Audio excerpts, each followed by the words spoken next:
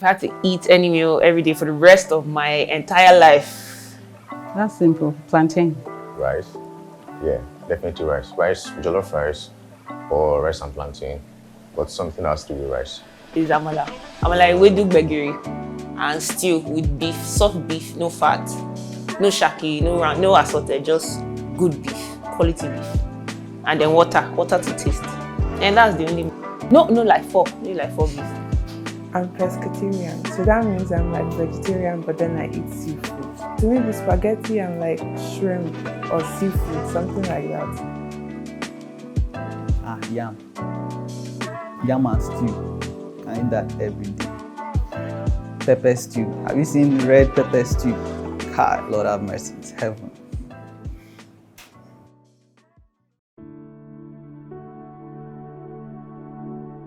I think to be satisfied is to be fulfilled, to be happy, to be in a content state with every aspect of your life. Wow. To be satisfied with life, I think for me, it's joy and peace. So if you've got joy and peace, and that is basically satisfaction. I think it's tied to self-worth. I think to be satisfied is when you look at whatever you have and you're like, do you know what, I'm happy. People respect me. I'm pleased with what I project to the world, and I'm pleased with what I see in myself. It's more of a reflection of you being, I guess, content or okay with your self-worth, whoever is measuring it. I think satisfaction is more of a journey than a destination, because I don't think on this side of eternity you will ever find full satisfaction, at least not in the things that you think you get satisfaction from.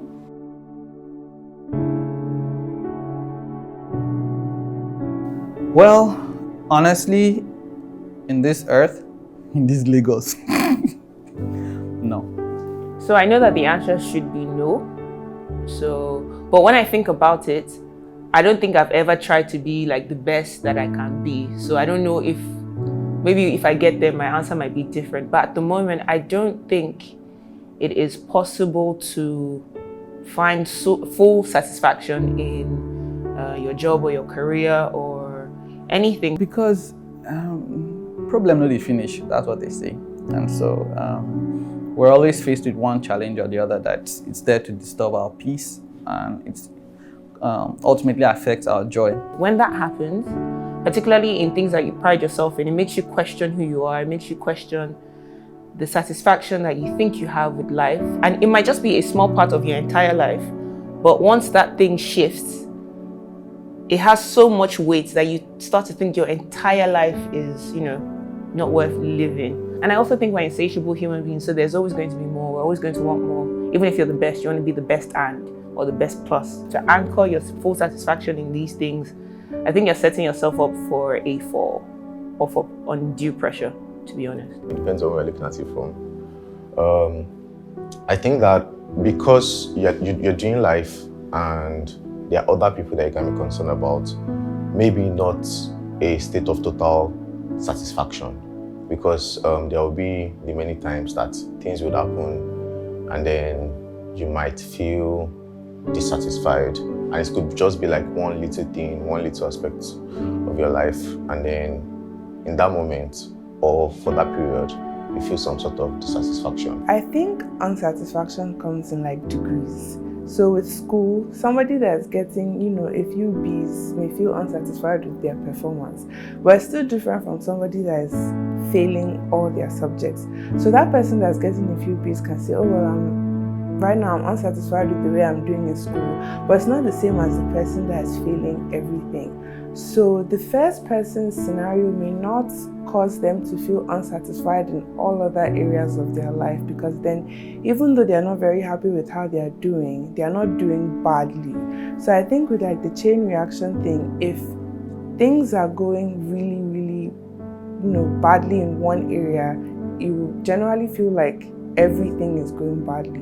And it's true, everybody has that one thing that they're unsatisfied with, but then I don't think everybody has that one thing that is so bad that they feel like the rest of their life is bad. I think satisfaction is very tricky, because when I think of satisfaction, I honestly do think that, people do not have to be Christians to be satisfied, which may be a controversial opinion for some people, but I do think that some people look at their lives and they are not happy with it because everything is going right, but because they feel fulfilled with everything they are doing. I think in life you can get fulfillment, you can get gratification from a lot of things, but I think there is an eternal vacuum that it's in our heart that has been placed by our Creator. That is my belief. And so you can get a lot of things. You can be happy. You can be relatively satisfied in that sense by the things you do. You can be a great human being contributing to the world, have a lovely family, have a great career or business or whatever it is that you're doing that makes you happy. But there's always still that thing, for most people that they're looking for, that they're searching for. And if you think about a lot of people that have achieved a lot of success, you find that they have one addiction or the other. All right, welcome to Lagos Questions Christianity at the Same. My name is Femi. To all the Arsenal supporters here watching, don't worry. These dead bones shall rise. I prophesy. It doesn't look like it right now. It hasn't looked like it for 15 years, actually. But don't worry. All right. But I'm happy to have you here. Really happy. Thank you for joining us. Thank you for joining us online. Thank you for joining us here in person. As they said, I am a fan of this city of Lagos. I love this city really because, apart from growing up here, you have to love where you grew up, Abby. But, Lagos is, I think it offers, in terms of culture, the best of creativity, entrepreneurship, entertainment that Africa has to offer. I know he was born in Port Harcourt, but he really actually honed his skills in Lagos. Burna Boy won a Grammy, just saying. From Lagos, right? Something like that. The Wizkid, we will not get into a Burna and Wizkid thing, but one actually won for an album, one won for a video. You can. Anyway, Lagos. So Lagos is a wonderful place. In fact, that's why it's dubbed the city of excellence, right? The city of excellence. I agree, but I actually think it's better called maybe the center. It's called the center of excellence, but it's better called the center of hustle. The center of hustle. Because everyone here is a hustler. In every city in the world, when somebody says, are you full-time employed? You understand what that means, right? Are you full-time employed? You have a full-time job. That's not really how it is in Lagos. In Lagos, if full-time employment, there's an equation. Full-time employment is equal to a full-time job plus a side hustle. You understand, right? Isn't it? Right? You are not really fully employed if you just have a job. You have to have what? A side hustle. And why? It's because we're all chasing something. What are we chasing? Some people say it's more money, but the moment they get more money in their through a promotion, 3 months after, you find out they'll say something like, I'm still not fulfilled. Some others will tell you that it doesn't really matter that they love their current job. But after 2 years, what good is the job since they don't have a girlfriend? Or what good is the job since they've not yet been married? Though we are happy for a while, many times, the truth is that we are never truly satisfied. And this leads us to take many different approaches to this question, can I be satisfied? On the surface, it seems like it's just one of those questions we have to answer. But the longer we find out that we're unfulfilled or unsatisfied, we start to question life itself. We say things like, what is life about if I can't be satisfied? Why am I here if I won't end up being truly happy? Where am I going since this world seems ultimately pointless. I hope you see that the question about satisfaction and whether it is attainable is a question that actually makes us make sense of the world. So I'm sure there are some of us here that are watching that are not Christians, or here that are here with us that aren't Christians. Grateful that you're here. Some of us here may be on our way to checking out of Christianity. Or some of us are struggling Christians.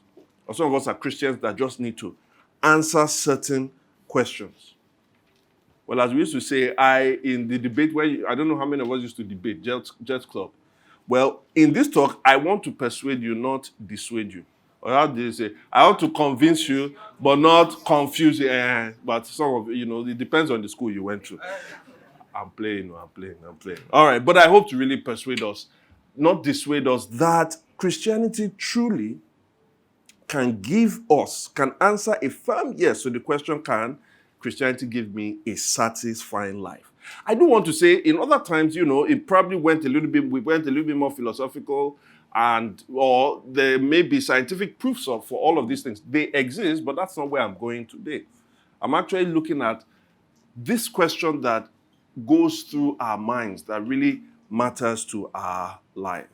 So in this talk, I'm going to go through four things. I want to talk about how we experience the problem. So this satisfaction problem, this lack of attaining satisfaction, how we experience the problem, how we react to the problem, why we have a problem, and the way out of the problem.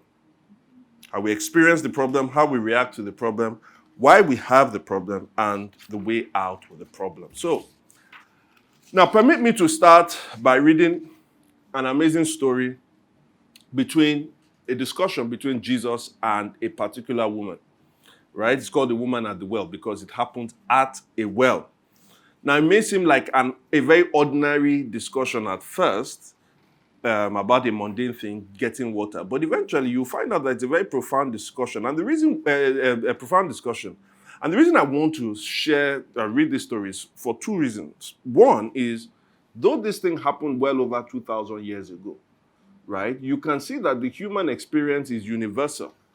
That is, what they were experiencing then is still what we're experiencing today. But second is this: I am more inclined to believe the cure that a doctor will provide if the doctor can actually diagnose my problem.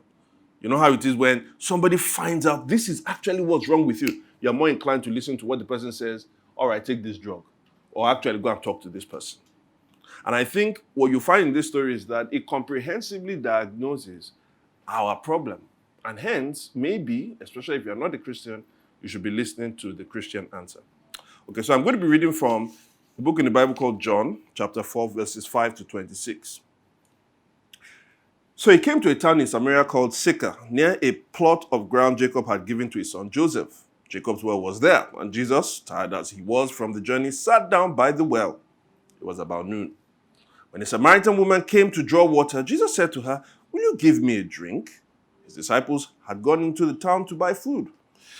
The Samaritan woman said to him, "You are a Jew and I am a Samaritan woman. How can you ask me for a drink?" For Jews do not associate with Samaritans. Jesus answered her, "If you knew the gift of God and who it is that asks you for a drink, you would have asked him, and he would have given you living water." "Sir," the woman said, "you have nothing to draw with, and the well is deep. Where can you get this living water? Are you greater than our father Jacob, who gave us the well and drank from it himself, as did also his sons and his livestock?" Jesus answered, "Everyone who drinks this water will be thirsty again, but whoever drinks the water I give them will never thirst. Indeed, the water I give them will become in them a spring of water welling up to eternal life." The woman said to him, "Sir, give me this water so I won't get thirsty and have to keep coming here to draw water." He told her, "Go call your husband and come back." "I have no husband," she replied. Jesus said to her, "You are right when you say you have no husband. The fact is, you have had 5 husbands, and the man you now have is not your husband. What you have said is quite true." "Sir," the woman said, "I can see that you are a prophet. Our ancestors worshipped on this mountain, but you Jews claim that the place where we must worship is in Jerusalem. Woman, Jesus replied, believe me, a time is coming when you will worship the Father neither on this mountain nor in Jerusalem. You Samaritans worship what you do not know. We worship what we do know, for salvation is from the Jews. Yet, the time is coming and now has come when the true worshippers will worship the Father in the Spirit and in truth, for they are the kind of worshippers the Father seeks. God is Spirit, and his worshippers must worship him in spirit and in truth. The woman said, I know that the Messiah, called Christ, is coming. And when he comes, he will explain everything to us. Then Jesus declared, I, the one speaking to you, I am he. Now, this story starts, as it were, with Jesus' own thirst. But he turns the conversation very quickly, if you notice. In verse 5 to 7, he said, give me water to drink. But after that, we find out that he turns the conversation on the woman. And in many ways, he turns the conversation to us. We are the ones, he says in verse 10, are the ones that need our thirst to be quenched. We're often trying to find what, let's call it, or it. We're trying to find an it when we say we want to get satisfied. What is it? I don't know how to define it. It is like, it's like the cocoa. The cocoa. We don't quite know what the cocoa is, and yet we know what the cocoa is, right? Like the band said, tell them the cocoa.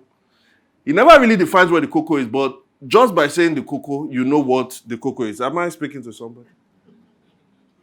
It is, so some people are talking about food there. You know what that satisfaction you get from food. When do you get it? Now, you don't get it when you eat and you are full, when you've taken a meal and you're full. Do you understand? That time you are just filled. But to get fulfillment is when you take the water after that meal. You understand? Or that cold drink. When you say, that is what? The it. That is what? The fulfillment. In other words, when we talk about the satisfaction, what we are trying to get something that says, I don't really have a need for anything after I have taken that thing. Are we together? The problem, though, is that there are usually two ways our lack of finding that it is expressed. Two ways in which our lack of finding that it is expressed. Let's talk about the two of them. First one, let's call it experience one. Experience one is this. You are totally sure that it exists in external possessions and achievement. That is not inside you. It's either I will find it by achieving this thing, or I will find it by having this thing. So, for instance, this woman thought that she was going to find her it through what? Through marriage. But eventually, she realized that it wasn't marriage, so she moved to romance. We'll get to that later. And so many people, for instance, who move to Lagos believe that whilst they've been, in some other town where they grew up or in some village, things were fine, but there is something they are looking for. There is an it they need to find. And so they, I don't know if any of you ever watched Sound of Music. We climbed every mountain, we ford every stream until we find what? Abina? Yes. Climb every mountain, ford every stream, follow every rainbow until we find our dream. There are no rainbows in Lagos. I can't remember the last time I saw. But there is an it that we often look for. But when we are trying to find that it, we start coming up with terms like multiple streams of, all right? Because if you have one stream of income, it can dry off. But if you have multiple streams, it may get you the it. Or we talk about, I said, side hustles. You have so many side hustles that we start to wonder just how many sides does the person have. You see, while pursuing your dreams actually does have enormous power in driving you to achieve things that you've never achieved before, what we find out eventually is that the it somehow seems to elude us. We're in Lagos, the city where we love ourselves, but we love one other place. We love our country, but we love one other place almost equally as our country, and it's Canada. Right? We love Canada as much as we love Nigeria. And so, since we love Canada, let me bring something from Canada, right? A Canadian comedian and actor. He used to be very popular in the 90s. I don't know what he's doing now. But his name is Jim Carrey. You know what Jim Carrey said, right?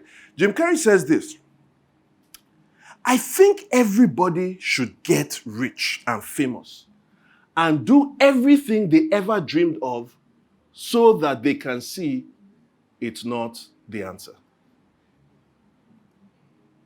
Paraphrasing, he would say something like this: I think everybody should come to Canada and get rich and do everything they ever dreamed of in Canada so that they can see that Canada is not the answer. I'm sure some people say, they are not speaking to me. My PR will work.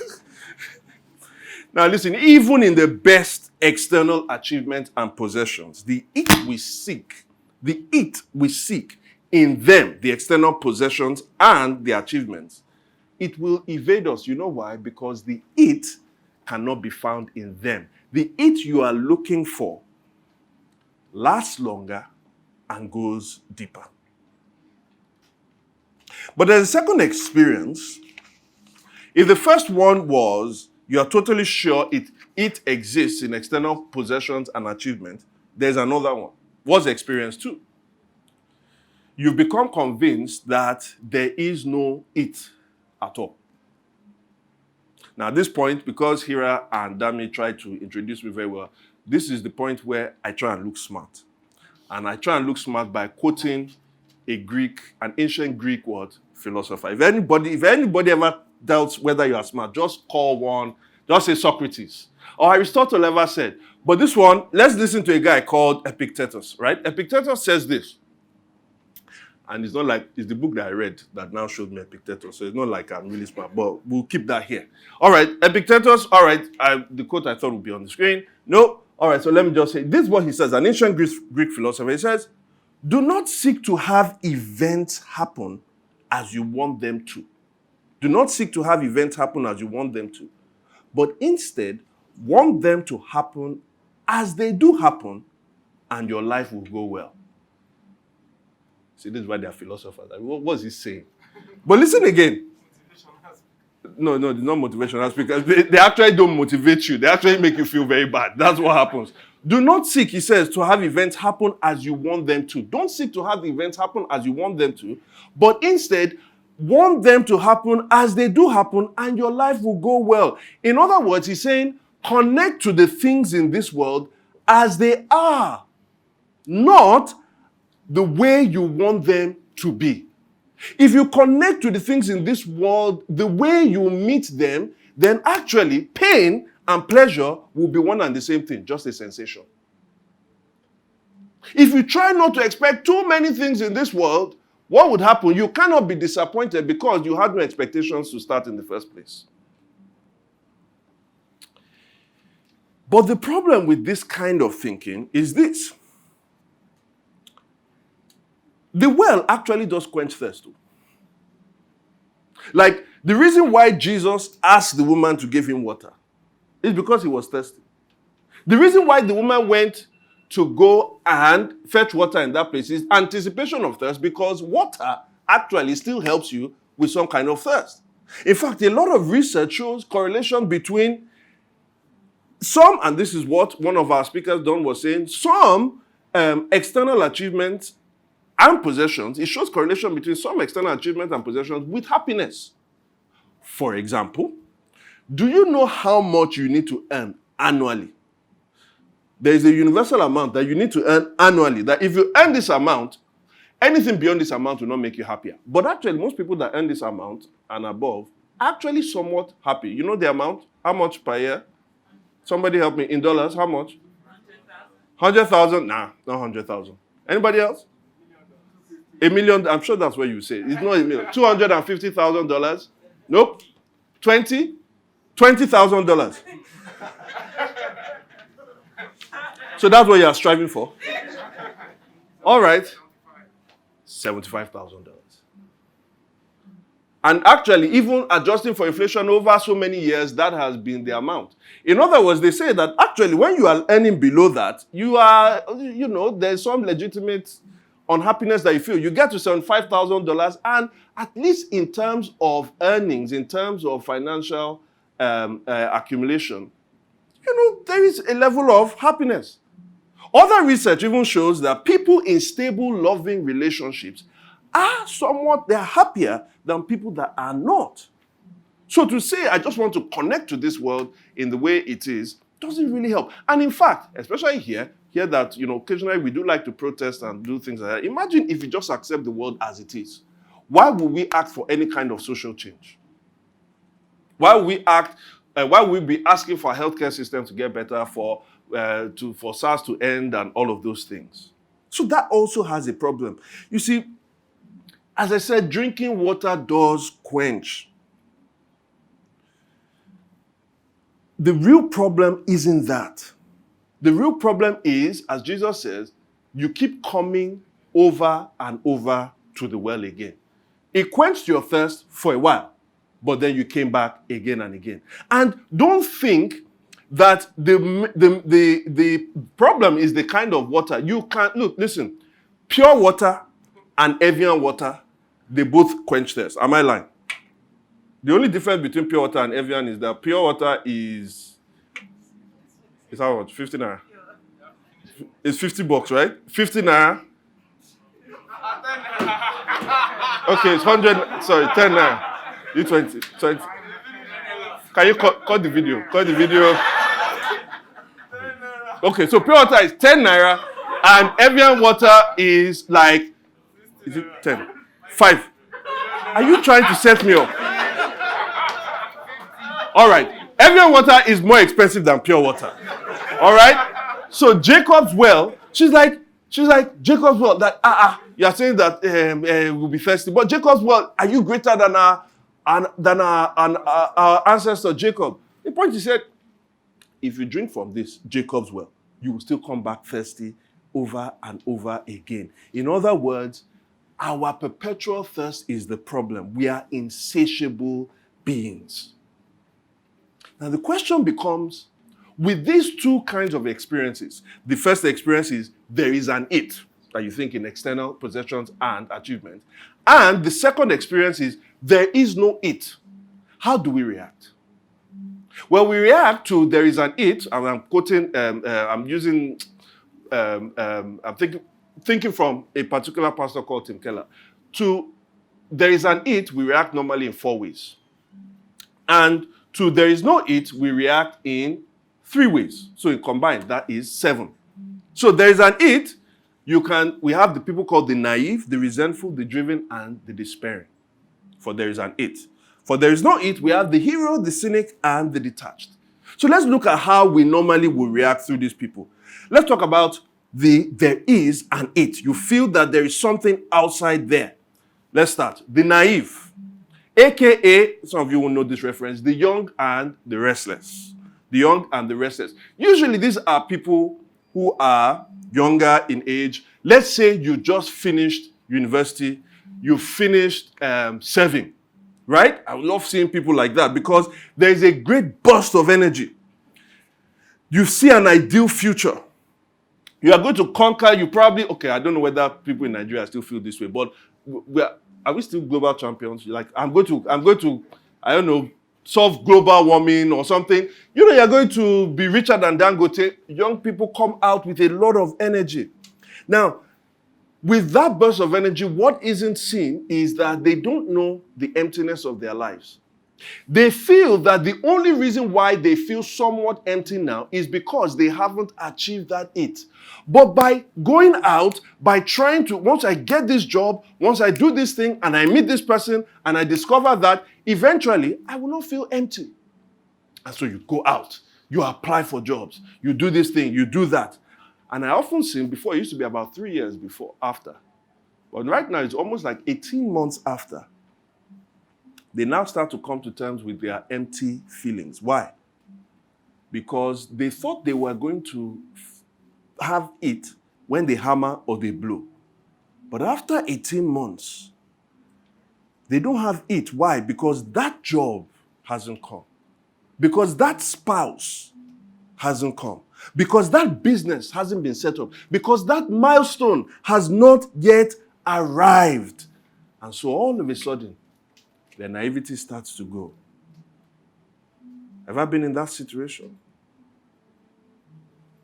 So now what? But what happens usually is that you become the second person, the resentful. The resentful, aka, had it not been or had I known, right? Had it not been or had I known. Who are these? When the naive don't achieve what they set out to achieve, then you know what they do? You have to look for someone or something else to blame. It reminds me of an old song. I hope I don't mess it up.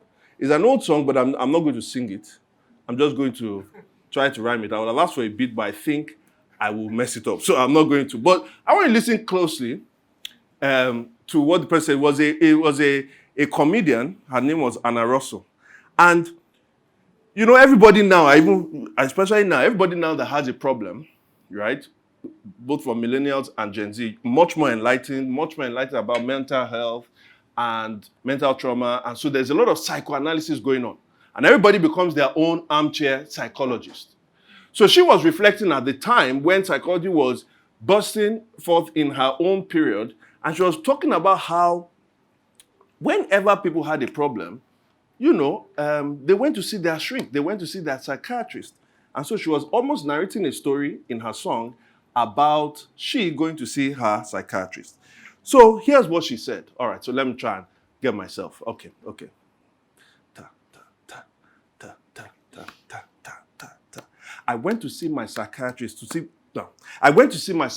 be psychoanalyzed to find out why I killed the cat and blacked my husband's eyes. He laid me down on a downy couch to see what he would find. So this is what he dredged up from my subconscious mind. When I was one, my mommy hid my dolly in a truck. And so it follows naturally that I'm always drunk. When I was 2, I saw my father kiss the maid one day, and that is why I suffer now from kleptomania. At 3, I had a feeling of ambivalence toward my brothers. And so it follows naturally, I poison all my lovers. But I am happy now I found the lesson this has taught. That everything I do is wrong is someone else's fault.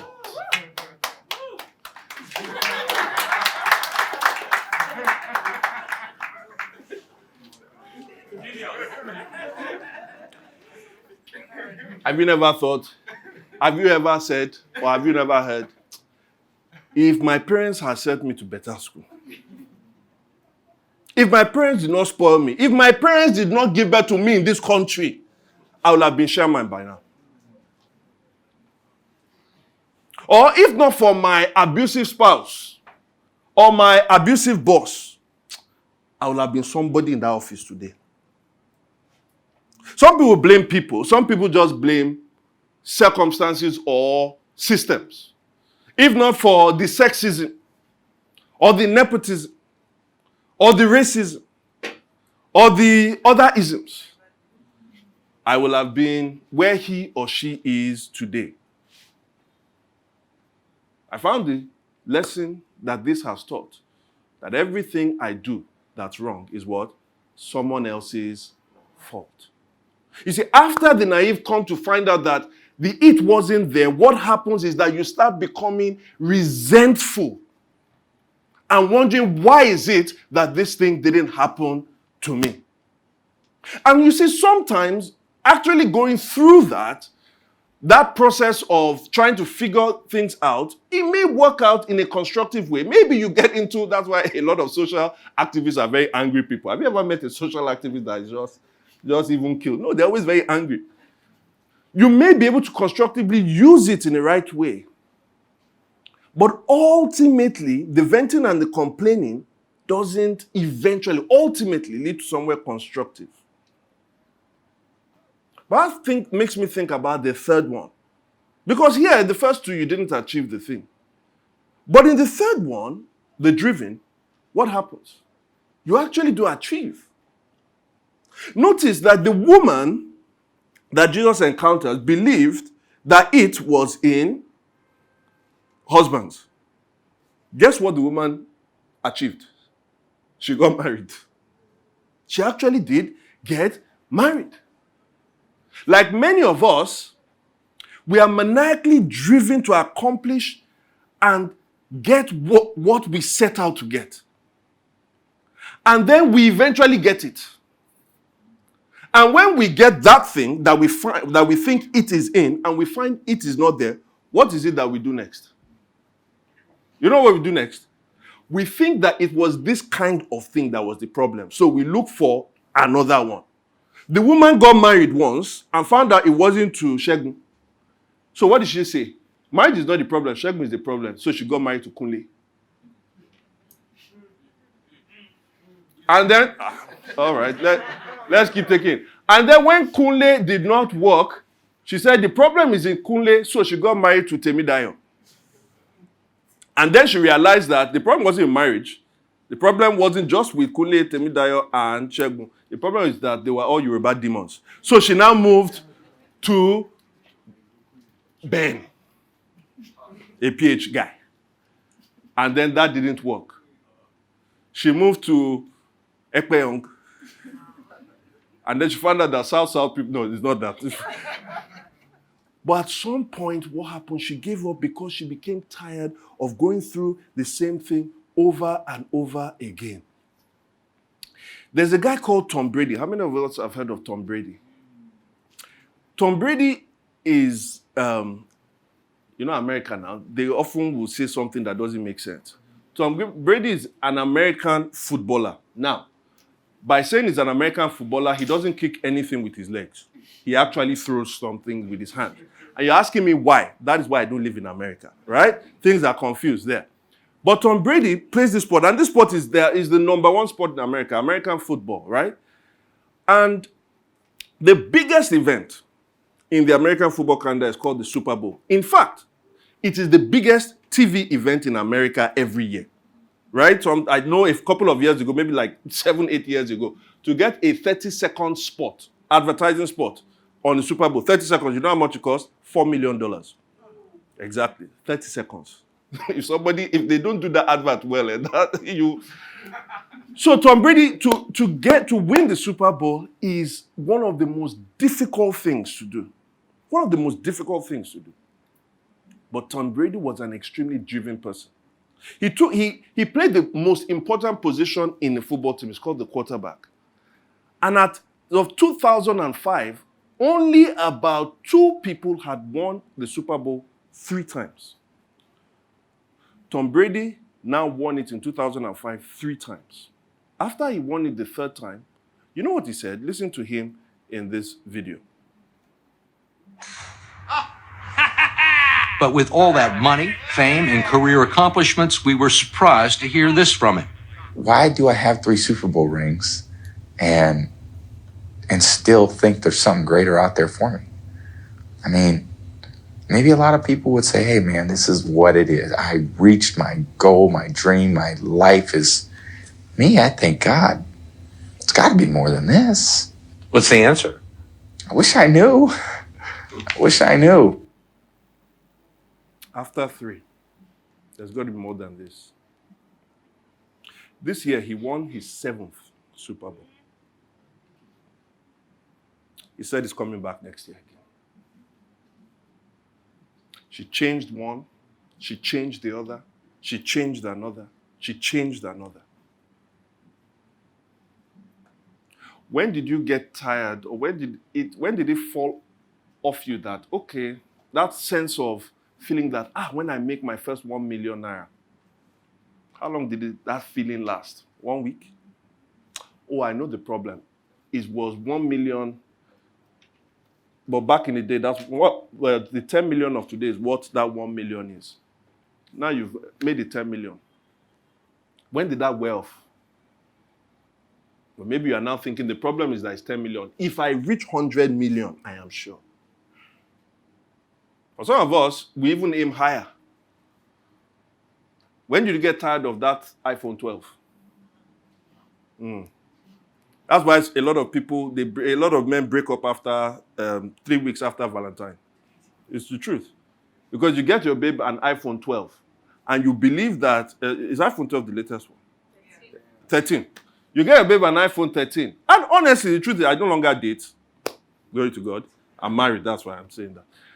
But if I got my babe the latest iPhone 13, I expect that at least you will not offend me for 13 years. iPhone 13. And then after like 1 week, you're like, I don't like the way you talk to me. Eh? You can't do that. You understand? We keep thinking we'll get satisfied when we find it, but then we look for something else again. Once I reach 1,000 followers, it will be happy. No, maybe 5,000. No, maybe 20,000. If they all like this thing, 200 likes. No, I need 200 likes in 1 minute. No, in 30 seconds. You keep running on this thing like a treadmill until it gets so exhausting going down that path because you can't find. And that leads us to the final one in this experience, the despairing. This is the worst point. This is when you are 43 years old and you wake up one morning and you realize you're not satisfied with your career. You're not satisfied with your love life. You're not satisfied with your parenting or your financial status. You are not satisfied because you realize that these things have happened down to a series of bad decisions you have taken consistently and you have been one of. All of a sudden, you now realize that it's not someone else's fault, but it is now yours. And so you end up not blaming anybody else, but you blame yourself. You don't see that you have failed, but now you see that you are a failure. And so you end up hating yourself. And so you see, all these 4 reactions don't help us. But maybe if we consider there was no it, maybe that will help. There are 3 kinds of people there. And the first one is the hero. Who is the hero? Now remember, the it believes, this second experience believes there is no it. Now, there is no it in external possessions and achievements. Now, who is the hero? The hero, some of us have become, you become enlightened. You've read some nice books. You've read some Greek philosophers. And you find that you are more enlightened than the people around you. You are more enlightened than your previous self. You are more enlightened than the previous societies that came before you. Maybe you eventually hammered, or maybe you are born into wealth. And so you realize that, see, people that are chasing all these things and think that value is in them, that's not where real value is. Value is not found, or true satisfaction isn't found in you getting better. True satisfaction is found in making others get better. So you pour yourself into philanthropy and activism. You feel valued by making others feel valued. What could be wrong with this? Now, of course, we can't discourage that. But ultimately, let's be honest, this is self-serving. It is self-serving. When you say you care for people, your care for people is really hinged upon your care for yourself. Your supposed generosity comes from a place of moral superiority. You feel like you know something that other people don't know. And that thing that you know what that helps you do? It starts making you look for vulnerable people to help them. You start feeling like some kind of messiah.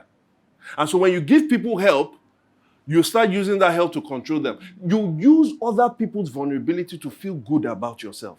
And when you give them that help and they don't react in a way that makes you feel good about yourself, all of a sudden you start to resent the people that you are trying to help. I thought you were a true hero. Some people actually measure. You'll be like, when I gave that person 50K, the way she knelt down, she just did like this. They said, that is 5,000 naira kneeling now.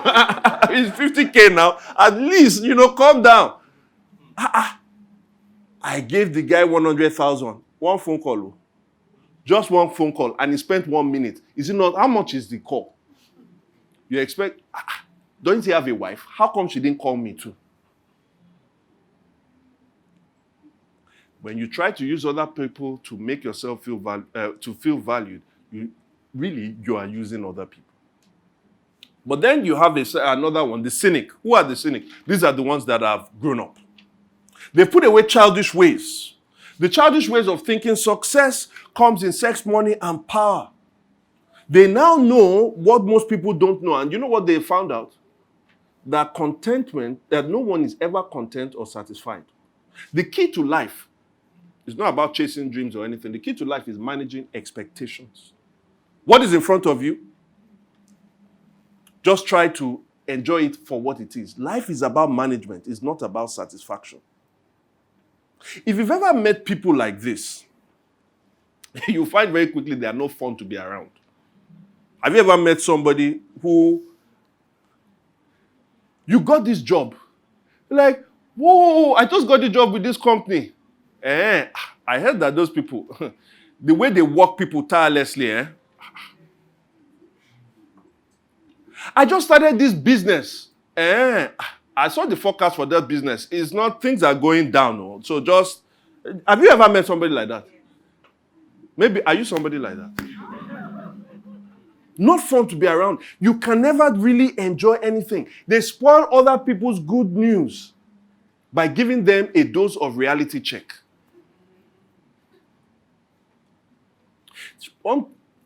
Apart from the fact that you are not fun to be around with, the problem, problem with these people is this. You know, one of the differences between animals and humans is that animals don't seek joy, meaning, and fulfillment. Humans do. So for you to get to a place where you say, I am not going to try to seek any joy, fulfillment, or any kind of meaning, or to lose enchantment with this world, the ability to smile, you know what you must do? You must actually harden your heart. You say, oh, I'm doing it to protect my heart from being broken. The only way you can protect your heart from being broken is to make that heart very hard. And so what you end up doing is dehumanizing yourself by becoming a cynic. The final one is very related to that, the detached. There was a lady I was counseling once. She'd had a tough life with relationships and her family. She had a divorced spouse. And she asked me years ago, she says, why does one have to pursue happiness? Can't we just accept it's an illusion and just get on with life? I remember looking at her, I tried to explain. I knew she had started listening to philosophers like Epictetus. And we tried to have a conversation, and I said, you can't live life this way. And I saw this person generally just move away from people, detached, could never really attach herself to anyone. Our life would be something like this. Why love when we'll all die? Stop having huge dreams. Stop expecting too much from people. Stop expecting sunshine. Stop receiving flowers. Stop dancing to love songs. Stop! Why invest when the recession is already around the corner? Just detach. So she tried to live her life emotionless until one day she called me and said, I don't want to be alone anymore. Trying to live that life as an alternative is not sustainable because you are trying to go away from your humanity. When she said, I don't want to live alone anymore, she was becoming just that much human. You see, though detachment may seem like it is wise, it is ultimately heart-hardening and dehumanizing. It may protect you from hurt, but it protects you from hurt at the expense of loving. And nothing is more fundamental to what it means to be a human than to love. So these are the ways that we react. And I want us to watch this video and just see again from these are people who told us about this problem, right?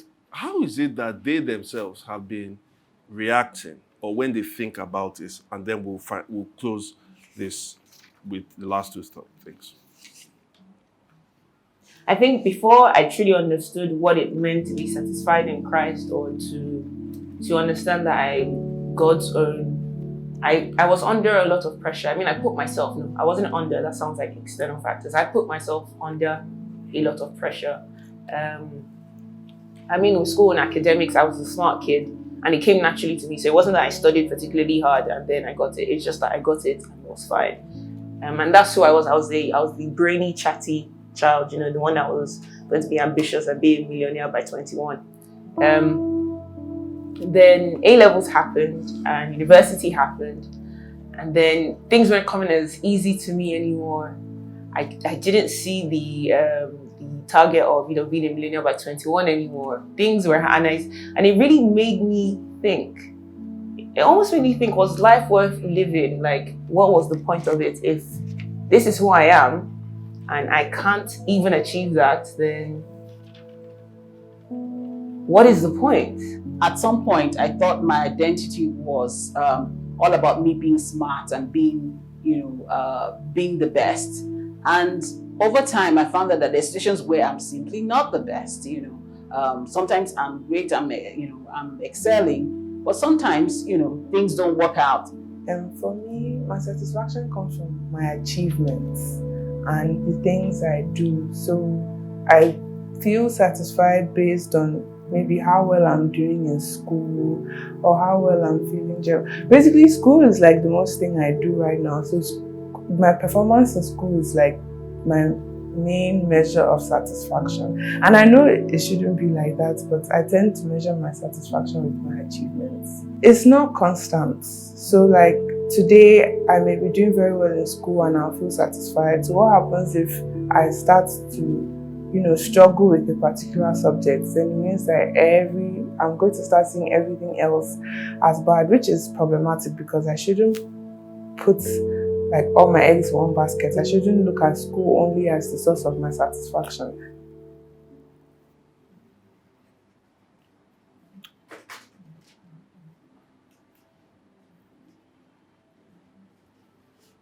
So if we do have a problem and we often don't react well to that problem of not finding satisfaction, if we are going to find a cure to that problem, we need to be able to find out where that problem is.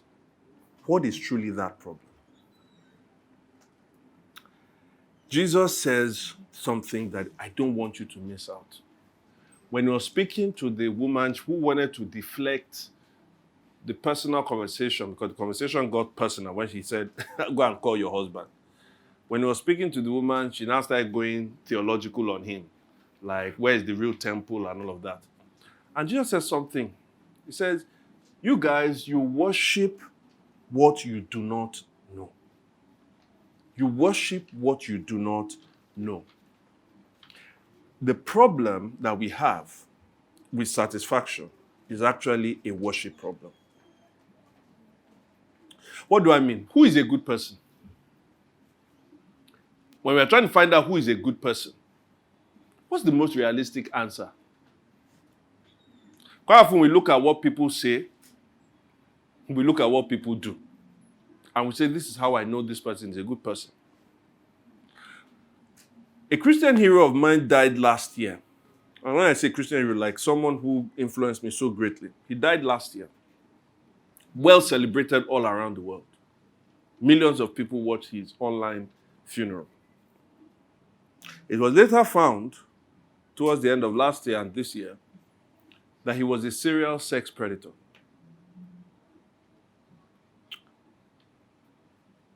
Was he a good man? If I had asked most people, because of what he said and because of what he did, we would have said he was a good man. But you see, at the end of the day, we are not asking just what people believe, what people say, or what people think to find out whether they are good people or not. What we really should be looking at, as Jesus is saying, is what people worship or what people love. Because at the center of who you are is not what you say. In fact, quite often we like to say, we like to say more than who we are. When somebody says, I'm the kind of person that, things don't easily move me. I don't just lose my temper. That person loses their temper a lot. Somebody starts diet this week. They say, I don't like taking food that has a lot of calories. Often what people say, just started this week. Fit for, and you always know when it's not true because that's when you see them on Instagram story, right? And you often say, after 5 days, what eventually happened? You are what you really love. Because at the heart of it, many times we do what is wrong. How many of us have ever done what is wrong before? Right? If you didn't raise your hand, you know you just did what was wrong, right? Now, one more question. When you did that thing that was wrong, did you know before you did it that it was wrong? Hands up if you knew. If you've ever done something that was wrong and you knew it was wrong before you did it, hands up. In other words, we're not just what we believe or what we think. Because if we were what we believe and what we thought, we will not do what we know is wrong. Why did you do it? It's because in that moment and in that time, what you thought that thing was going to give to you was more important to you than any kind of consequence. Do you understand me? That thing, you love that thing more than whatever God or whatever somebody that you respect would have said about you in that moment. In other words, we are driven by what we love. Whatever our hearts find, whatever our hearts worship or our hearts love, our mind will find rationable, our desire, our emotions will find desirable, and our will find doable.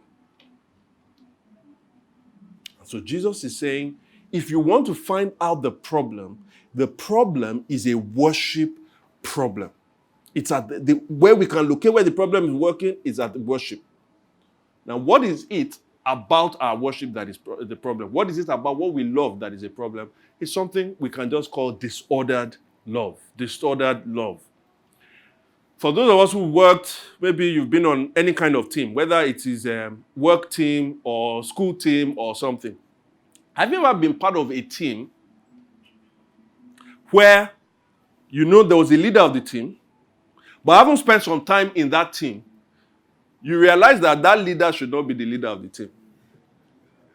That there's somebody else on that team that really should be leading the team. Hands up if you know what I'm talking about. You're like, this person just talks too much. This person, by the time this person says something, then this other one now solves the problem. This one says something else. It solves the problem, but that other one is still doing a good job. Like, this person should not be. When you look at that team, what would you say? You say things are what? Disordered. This is what disordered love is all about. If you love your work more than you love your family, what will happen? You will neglect your spouse and your kids. Disordered love. If you love your reputation more than you love your employees, what will happen?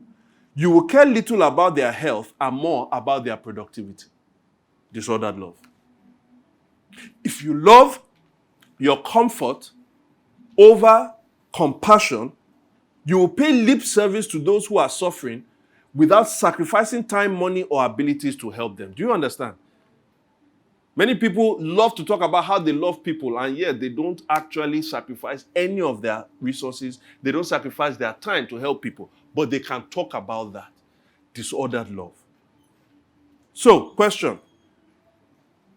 If our problem is the way we put the hierarchy of our loves, they are not rightly ordered, love of what should be at the top in your life?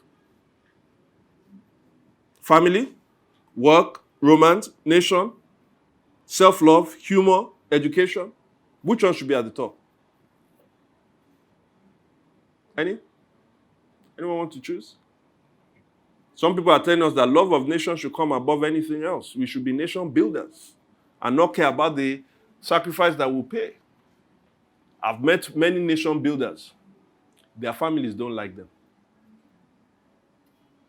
For some people, love of humor is the most important thing, and they talk about free speech. They are very funny, but they hurt a lot of people with their words. Let me tell you very quickly. If you put any of the things I just said above, if you choose any of those things and you put them number one way or the other, something is going to get neglected or something is going to get abused.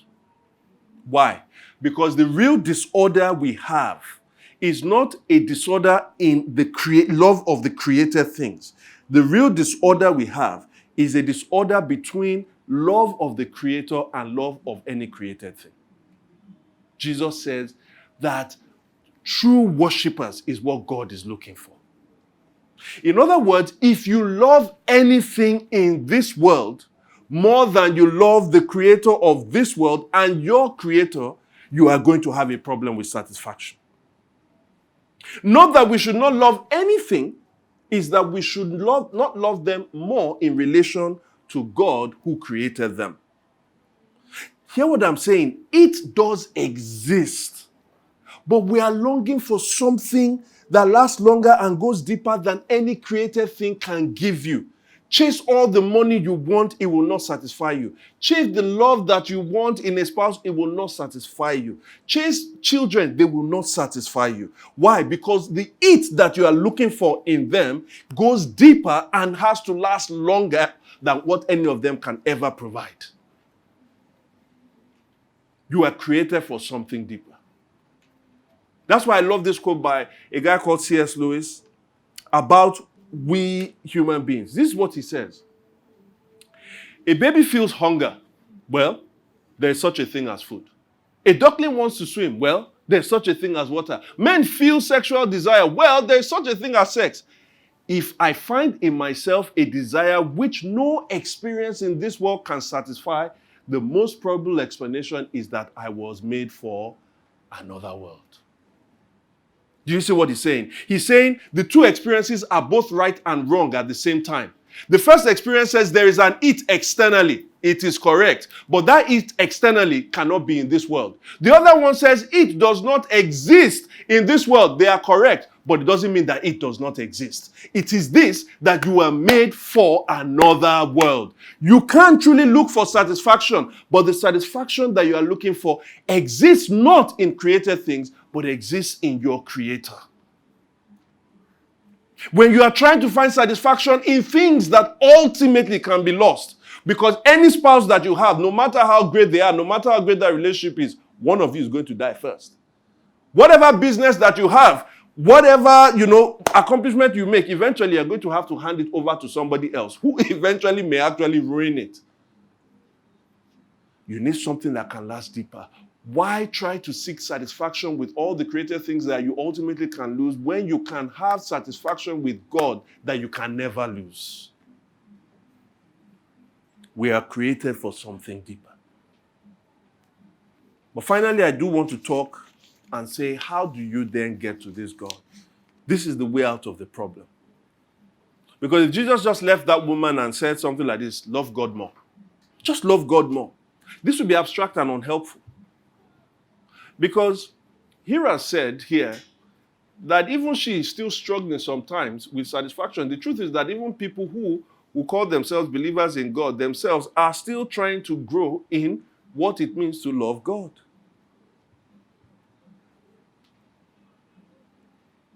But it's even more complicated because Jesus said he is looking for true worshipers. That means that there is a wrong way to worship God. Some people say stuff like, all of us are called to worship God in the way we would like to worship God. Actually, no. Jesus says that there's only really one way to worship him. And you can do it in a wrong way. So how do we do it? Well, Jesus is the key. Notice the woman said, I think you are a prophet. She is not wrong by that, but she's wrong in that if she only thought that he was a prophet, that was a problem. And for many of us, the biggest problem we have is a misconception about Jesus. Who was he? Just a prophet?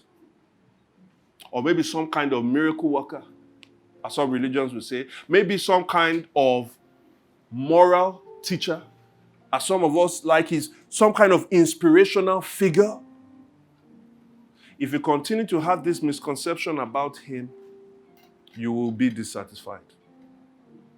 Eventually, Jesus tells the woman, the Messiah that you're looking for, and by Messiah, what they understood, both the Jews and Samaritans, is that the one who will come, the one who is a human being, but is God come as a human being, that will be the Savior of the world, that would give us the thing that we are looking for and longing for, even when we don't know. That is who Jesus is. In verse 14, he says that he can give you the water that you are looking for, that you will never thirst again. How does he do it? Well, he does it two ways. You know, ultimately, what this thing shows is that we are thirsty.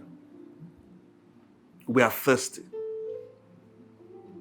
But in our thirst and our reaction to that thirst, ultimately, what do we do? We end up sometimes using people. We end up doing bad things in this world. And doing that in the world that God created offends God. Or we end up worshiping other things, which is an offense to God. And so what will a just God's reaction be to that? A just God's reaction to that is to give us over to an unquenchable thirst forever and ever. And here is the wonderful message that Christianity offers you. That Jesus actually died, and when he died for you, you know what he said? One of his last words, he says, I thirst. In other words, that the unquenchable thirst that you deserve, Jesus took in your place so that you will never have to thirst again if you believe in him. His thirst for you is what you need. And if you accept that Jesus became eternally thirsty for you on a cross, then he can give you his well. Remember what C.S. Lewis said? C.S. Lewis said that maybe, in fact, here's the point, that you are made for another world. Jesus says that if you drink his water, it will spring up to eternal life. You know what eternal life means? First of all, when C.S. Lewis says we are made for another world, Jesus is saying we look for all the things in this world to satisfy us. Well, this world has its limitations. I am going to recreate the world. Many people think that the Christian hope is us escaping this world. Actually, it's not us escaping this world. It's that God is going to recreate this world in a perfect way. But for us to enjoy the world in a perfect way, we ourselves in our bodies have limitations. We don't live eternally. And so when Jesus says, I'll give you eternal life, he's saying, for you to be fitted to enjoy that new world that I'm going to create, I will give you a new body. And you say, this sounds like wishful thinking, except that it has already happened before. Jesus died and Jesus rose again. He has already started that life that he says he will give to you. This is not fanciful thinking. And he says, if you have that perfect body and to fit into that perfect world, you are set up to have that perfect satisfaction. I say, oh, all I need is a perfect body and perfect world. Is that it? No, that sets you up for the perfect satisfaction. Where do we find it? Remember, it's about disordered loves.